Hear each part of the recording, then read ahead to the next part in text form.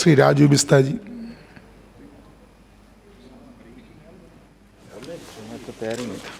बहुत धन्यवाद सर।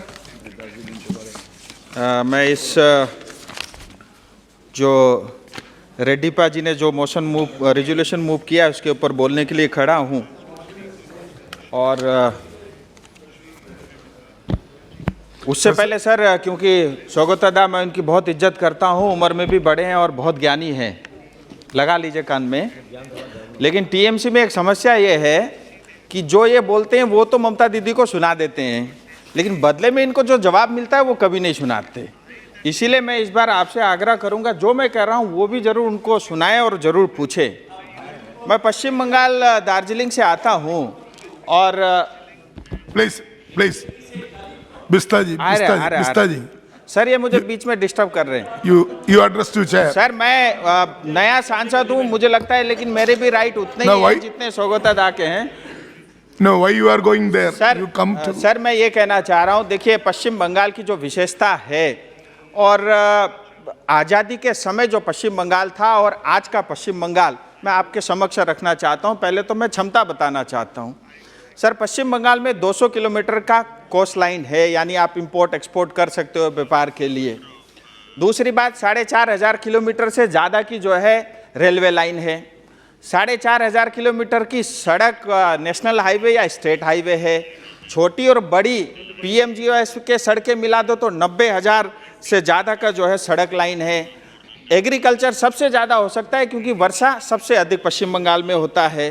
धान भारत में दूसरे नंबर पे सबसे होता है, वहाँ सब्जी भी होती है, हाईएस्ट अनानास होता है और चाय भी होती है। इतना ही नहीं, हाइड्रो प्रोजेक्ट भी पश्चिम बंगाल में होता है। आलू बोल रहे हैं, 40 तरह के आलू के जो है वहाँ पे वेराइटीज आपको मिलते हैं। टूरिज्म भी है। इतना ही नहीं, युवा भी है और उनके ऊपर जो है अच्छा खासा दिमाग भी है, और देश में सबसे ज़्यादा नोबेल पुरस्कार पाने वाले भी लोग पश्चिम बंगाल से आते हैं। लेकिन मेरा प्रश्न दादा से है, आज़ादी के समय जो भारत के जीडीपी में 33% जो पश्चिम बंगाल कंट्रीब्यूट करता था, आज 3% से कम रह गया है। दुनिया भर से भारत में एफडीआई के माध्यम से पैसा आता है, बड़े दुख के साथ कहना पड़ता है पश्चिम बंगाल में 1% से कम आता है। इतना ही नहीं, और भारत सरकार और मोदी जी जो हमारे लिए अनाज देते हैं, जो हमारे लिए पैसा देते हैं, जो हमारे लिए अलग अलग स्कीम देते हैं, मुझे दुख के साथ कहना पड़ता है कि टीएमसी सरकार वो घुसपैठियों को देती है, बांग्लादेशियों के पास जाता है, रोहिंग्याओं के पास जाता है। मेरा उनसे ये सवाल है। इतना ही नहीं, बड़ी बात यह है सर, आज पश्चिम बंगाल में जो 10 करोड़ जनता है उन्होंने बैंक से कोई कर्जा नहीं लिया, उसके बावजूद भी पश्चिम बंगाल के ऊपर में 6 लाख करोड़ का कर्जा है। मैंने 1 रुपये बैंक से नहीं लिया, फिर भी मेरे ऊपर 60,000 रुपये का कर्जा इन्होंने डाला है। मैं दादा से चाहूँगा कि ये आंकड़े जो है दीदी को जरूर दें। सर, मैं सीधे अपने दादा ने कहा कालिम्पोंग के लिए पूछना है तो मैं उसी विषय पे आना चाहता हूं। सर, मैं पहले तो इस बजट के लिए और जो कुछ भी रेलवे में काम चल रहा है मोदी जी और मंत्री जी को बहुत दिल से बधाई देना चाहूँगा। और 7वीं जो वंदे भारत ट्रेन जो है वो एनजीपी से हावड़ा हुई, ये हमारे लिए बहुत गर्व का विषय है सर। और इतना ही नहीं, पश्चिम बंगाल को रिकॉर्ड एलोकेशन इस बार के बजट में 12,000 करोड़ रुपए दिए हैं। इतना ही नहीं, मैं नॉर्थ ईस्ट से भी आता हूँ, मणिपुर में पैदा हुआ, इसलिए ये भी कहना चाहूँगा एनएफ रेलवे को जो है सबसे अधिक 11,000 करोड़ का जो है एलोकेशन मिला है। पहाड़ी क्षेत्र से आता हूँ और दार्जिलिंग की खूबसूरती ये है सर, एक तरफ नेपाल, एक तरफ भूटान, एक तरफ बांग्लादेश, और जो है 50 किलोमीटर की दूरी पे चाइना है। बॉर्डर इलाके के लिए, वहाँ तक ट्रेन जाने के लिए और बॉर्डर इलाके के डेवलपमेंट के लिए, रेलवे लाइन के लिए 1,20,000 करोड़ का जो है बजट रखा है, उसके लिए भी मैं भारत सरकार को बधाई देता हूँ। अमृत जो है भारत स्टेशन स्कीम के अंतर्गत पश्चिम बंगाल में 93 स्टेशन अपग्रेड हो रहे हैं, उसके लिए भी मैं बधाई देना चाहूँगा। इतना ही नहीं सर, सेबोक से लेकर के यानी गैंगटोक सिक्किम का जो रंगपू है 42 किलोमीटर की रेल लाइन बन रही है, उसके ऊपर भारत सरकार 10,000 करोड़ रुपए खर्च कर रही है। और उस 42 किलोमीटर में करीब 40 किलोमीटर इलाका मेरी कॉन्स्टिट्यूंसी में आता है और इससे हमारे क्षेत्र के लोगों को बहुत फ़ायदा होगा और आने वाले समय में वहाँ पे और बहुत सारे विकास के कार्य इसके माध्यम से जुड़ेंगे और युवाओं को रोजगार मिलेगा। एनजीपी का स्टेशन है, मॉडर्नाइजेशन के लिए 350 करोड़ रुपए एलोकेशन हो गया है और उसका टेंडर भी हो चुका है और काम जल्दी शुरू हो रहा है। इसके लिए भी मैं भारत सरकार को बधाई देना चाहूँगा। मैं ज़्यादा समय नहीं लूँगा, कुछ थोड़ी डिमांड थी सर, क्योंकि सब लोग रख रहे हैं तो मुझे लगा ये मेरा भी अधिकार है, इसके लिए आपके समक्ष ज़रूर रखूँगा।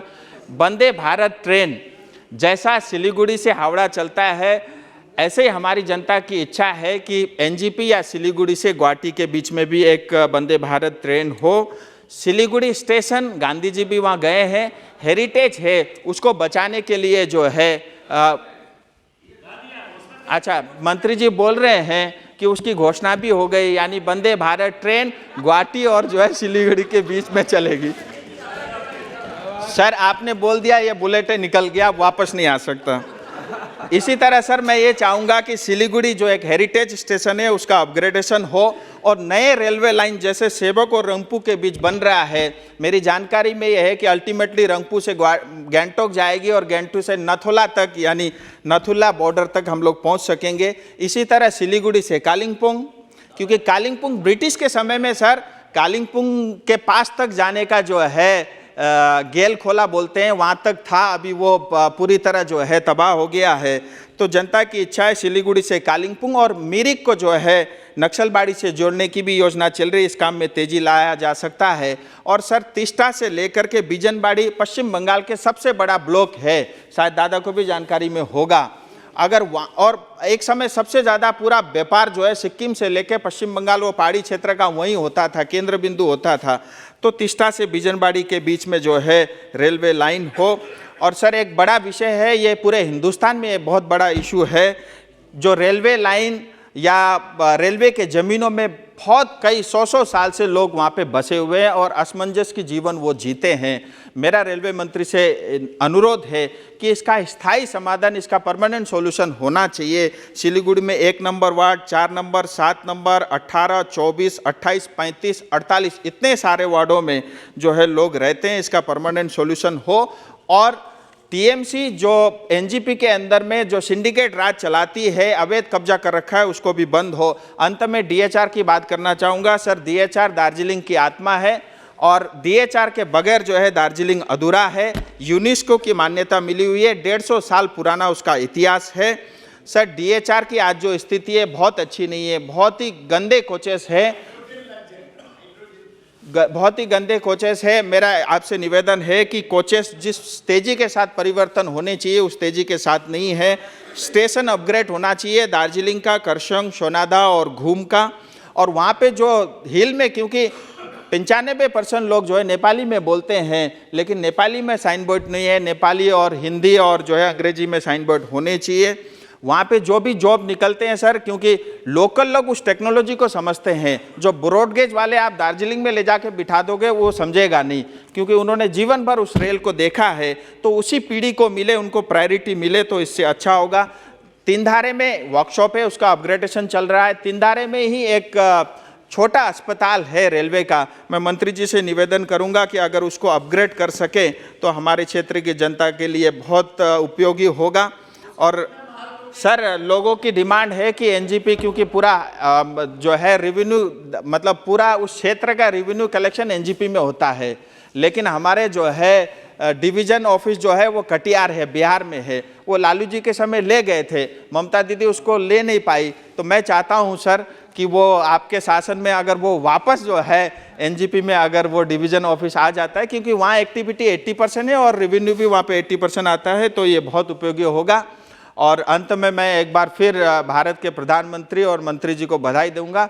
मेरे पास समय इतना ही था, लेकिन आपने इतना कुछ किया है, अब मुझे लगता है सब लोग बोलने लग जाए तो भी समय कम पड़ेगा। आपका बहुत बहुत धन्यवाद।